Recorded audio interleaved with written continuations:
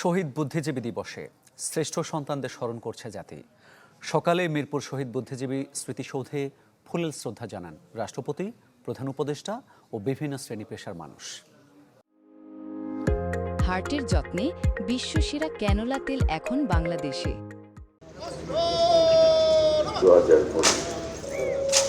জাতির সূর্য সন্তানদের শ্রদ্ধা জানাতে ভোরের আলো ফোটার আগেই শুরু হয় রাষ্ট্রীয় আনুষ্ঠানিকতা।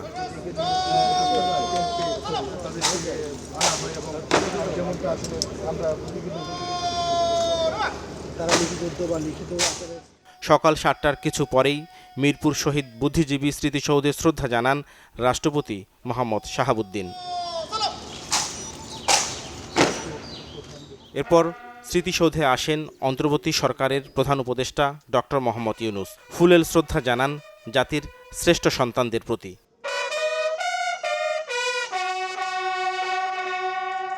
পরে বীর মুক্তিযোদ্ধাদের সঙ্গে কুশল বিনিময় করেন প্রধান উপদেষ্টা।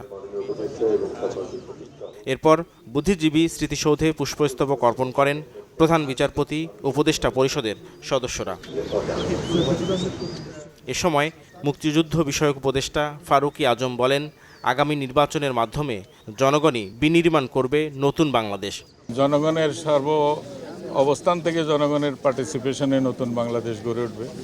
সামনে তো একটা নির্বাচন আসছে, সেই নির্বাচনে জনগণ অংশ নেবে, আনন্দ উৎসবের সাথে অংশগ্রহণ করবে এবং তার পরবর্তী পর্যায়ে জনগণের মতামতের ভিত্তিতে যে সমস্ত সরকার আসবে বাংলাদেশে আগামী ভবিষ্যতে, তার জন্য একটা জুলাই সনদ হয়েছে, তারই ভিত্তিতে নতুন বাংলাদেশ গড়ে উঠবে।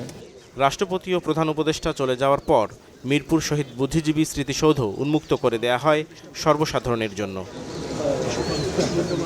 নাফিউল ইসলাম লিংকন, চ্যানেল 24, ঢাকা।